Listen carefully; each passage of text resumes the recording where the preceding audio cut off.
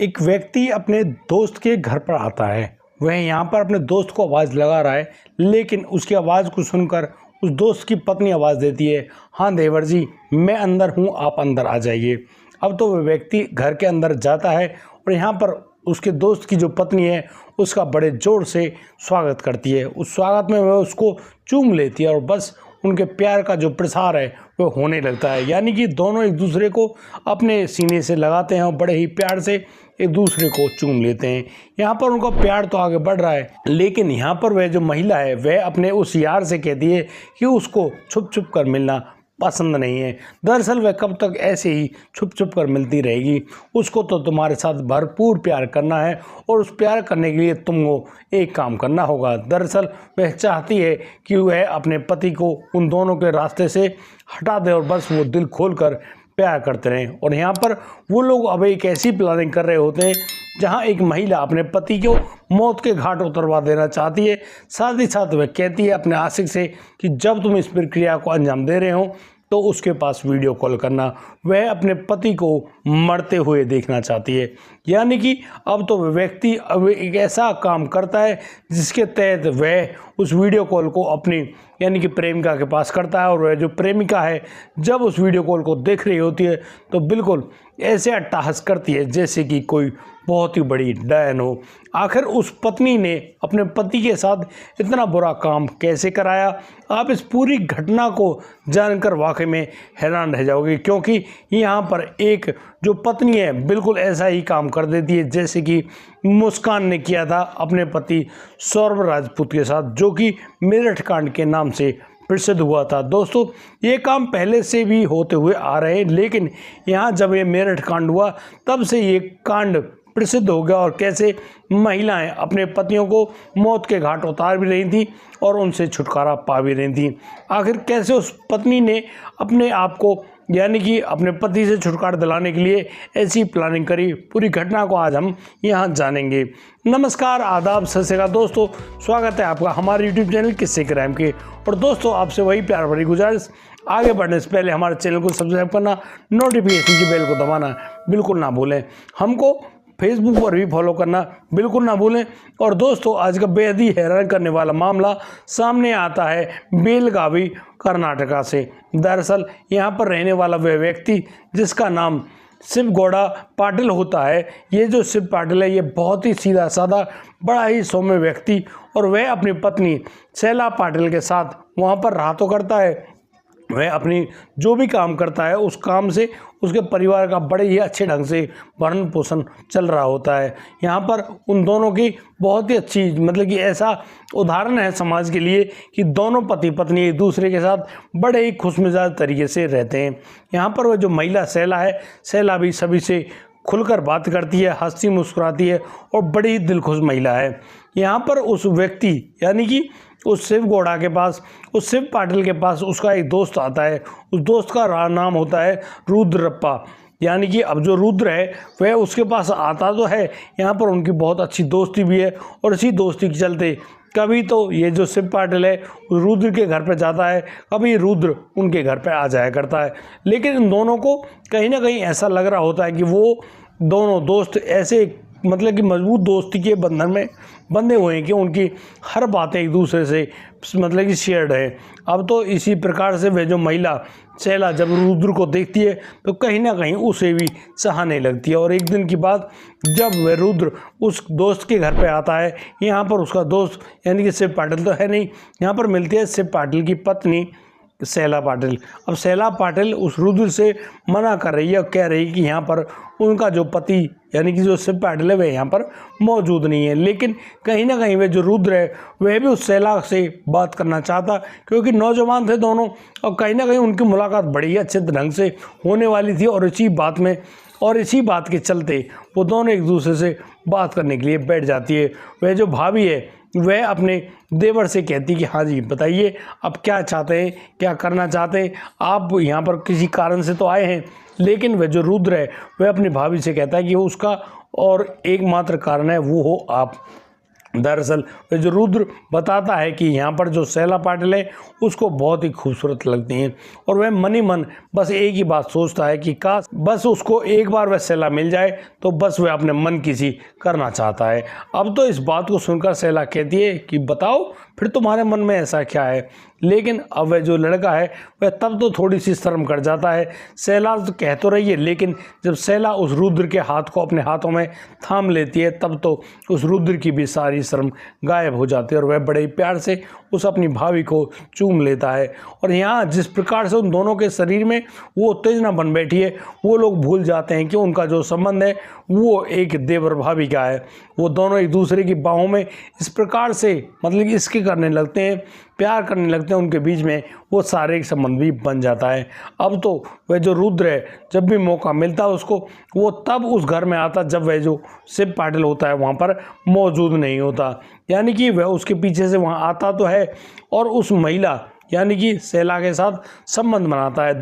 लेकिन वो दोनों उस प्यार के प्रसंग को चलाते समय इस बात को भूल गए थे कि वो लोग एक समाज में भी रहते हैं। और दोस्तों, समाज का जो उदाहरण है, समाज का जो रूप है हमारे जीवन में, वो ऐसे सीसीटीवी कैमरे का होता है जहाँ पर वो कैमरे के रूप में हमको देख भी रहा होता है और हमारी बातें भी सुनता है।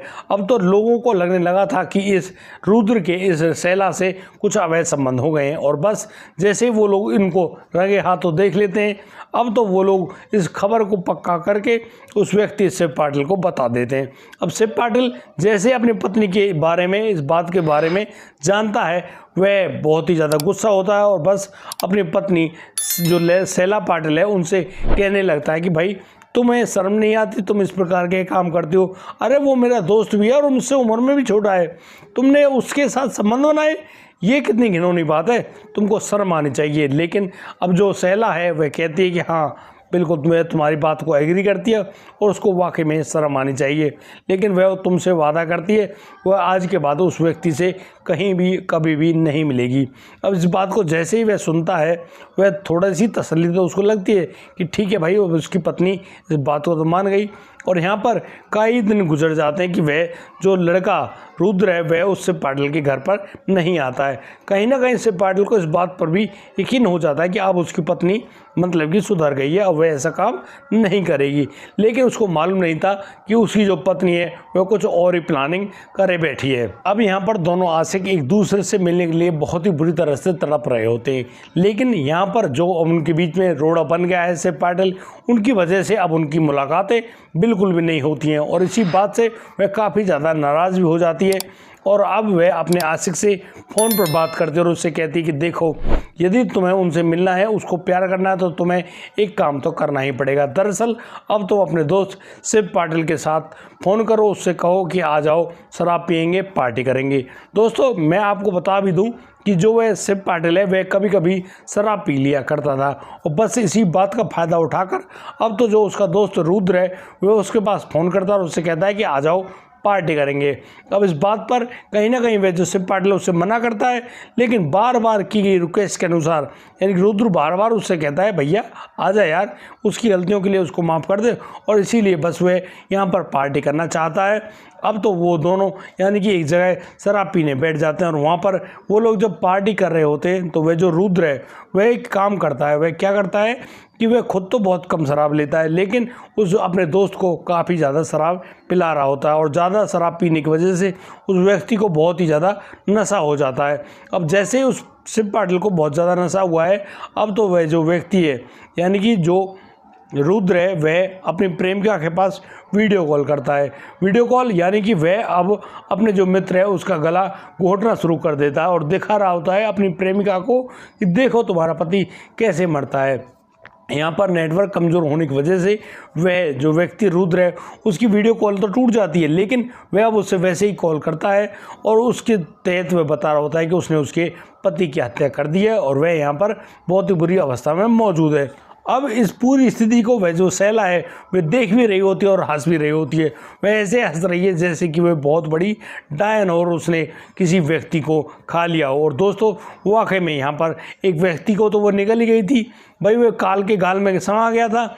लेकिन उसके बाद वह अब पूरी घटना के बारे में, जब उसको पति देर रात तक नहीं लौटता है तो वह अब अगले दिन सुबह यानी कि पुलिस थाने जाती है और पुलिस वालों के ऊपर दबाव डालकर कहती कि उसके पति को ढूंढ कर ला कर दो, यानी कि उसका पति कहीं पर गुमशुदा हो गया है। अब पुलिस काफ़ी ज़्यादा खोजबीन करती है तो पुलिस को मालूम चलता है कि उस आदमी की लाश वहाँ पर पड़ी है। अब जैसे वह महिला सैला जानती है कि उसके पति की वहाँ पर लाश बरामद हुई है, अब तो भाई वह बड़े ही ढंग से यानी कि रोती पीटती पूरा ड्रामा करती है। और उसी ड्रामा के तहत वह सभी को यह रियलाइज़ कराना चाहती है कि उसने यानी कि उसके पति की मौत हो गई और उसको बहुत बड़ा गम है। लेकिन वह भूल गई थी कि यहाँ पर कहानी तो कुछ और ही रची गई थी।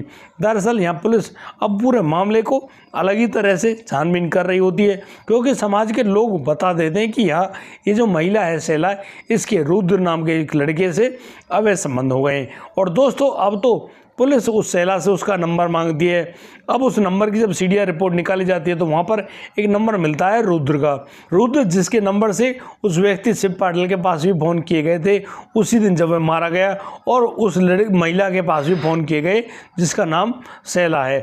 अब यहाँ पर पुलिस उस लड़के यानी कि रुद्र को भी गिरफ्तार कर लाती है। अब रुद्र से जब पूछा जाता है तो यहाँ पर जो रुद्र है वह इस बात को तो स्वीकार कर लेता है कि भाई उसने उस आदमी शिव पाटिल की हत्या तो करी है, लेकिन वह यहाँ पर जो मुख्य सूत्रधार है वह महिला जिसका नाम सैला है, जो कि शिव पाटिल की पत्नी है।